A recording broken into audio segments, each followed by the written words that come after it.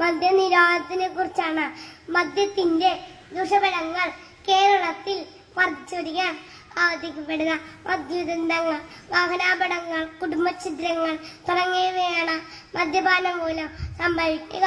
കൊലപാതകം, വീഞ്ഞെന്തുന്ന വൈപ്പെന്തുന്ന ഇവയെല്ലാം വിഷമദ്യം കഴിച്ച ആളുകൾ മരിക്കുകയും നിരവധി ആളുകൾക്ക് ഭാഗികമായോ പൂർണ്ണമായോ അംഗവൈകല്യം ഉണ്ടാകുകയോ കാഴ്ച നഷ്ടപ്പെടുകയോ ചെയ്യുന്ന ദുരന്തങ്ങളാണ്.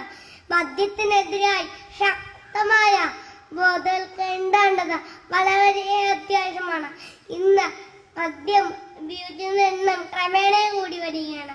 ഈ വിപത്ത് മൂലം എത്ര റോഡുണ്ടാകുന്നു, റോഡിൽ പൊളിയുന്ന മനുഷ്യ ജീവങ്ങളുടെ എണ്ണം കൂടി വരുന്നു. ഇന്ത്യയിലെ വിവാഹമോചനത്തിൽ 50% മദ്യപാനം മൂലം നടക്കുന്നതാണ്. മദ്യം കുടുംബജീവിതത്തിൽ സ്വരക്കേടുകൾ ഉണ്ടാക്കുന്നു. ജോലി ചെയ്ത് കിട്ടുന്ന പണം മുഴുവനും മദ്യഷോപ്പിൽ കൊടുക്കുന്ന പതിവാണ് നാം ഇന്നു കാണുന്നത്. മദ്യപാനം ആരോഗ്യത്തിന് ഹാനികരം. മദ്യപിച്ച് വണ്ടി ഓടിക്കുന്നത് ശിക്ഷാർഹം എന്നീ മുദ്രകൾ മദ്യക്കുപ്പേന്മേൽ പതിച്ചിട്ടുണ്ട്. എന്നാൽ അത് പ്രാവർത്തികമാക്കാനുള്ള വിവേകം ഇല്ലാതെയായിരുന്നു.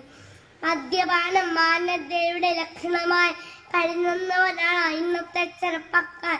ആദ്യമേ രസത്തിൽ തുടങ്ങും, ക്രമേണ അതിനടിമപ്പെടുന്നു. ഇത് നമ്മുടെ സമൂഹത്തെ വലിയൊരു വിപത്തിലേക്കാണ് നയിക്കുന്നത്. ഓരോ വർഷവും എത്ര കോടി രൂപയുടെ മദ്യമാണ് നമ്മളെ കുടിച്ചു തീർക്കുന്നത്. സർക്കാർ കണക്ക് നമ്മെ ഞെട്ടിപ്പിക്കുന്നു. നമ്മുടെ കുടുംബത്തെ വലിയൊരു കടക്കണിയിലാക്കി നാം എന്തിനും കുടിക്കണം. നാം ഓരോരുത്തരും ചിന്തിച്ച് മദ്യം കഴിക്കില്ലെന്ന് തീരുമാനിക്കണം. മദ്യം വിഷമാണ്, അതുണ്ടാക്കരുത്, കൊടുക്കരുത്, കുടിക്കരുത് എന്ന് ശ്രീനാരായണ ഗുരുവിന്റെ സന്ദേശം നാം ഓരോരുത്തരും പ്രാവർത്തികമാക്കാൻ നമുക്ക് കഴിയണം. ദൈവത്തിന്റെ സ്വന്തം നാട് മദ്യങ്ങൾ നാടാകാതിരിക്കാൻ നമുക്ക് പരിശ്രമിക്കാം. നന്ദി, നമസ്കാരം.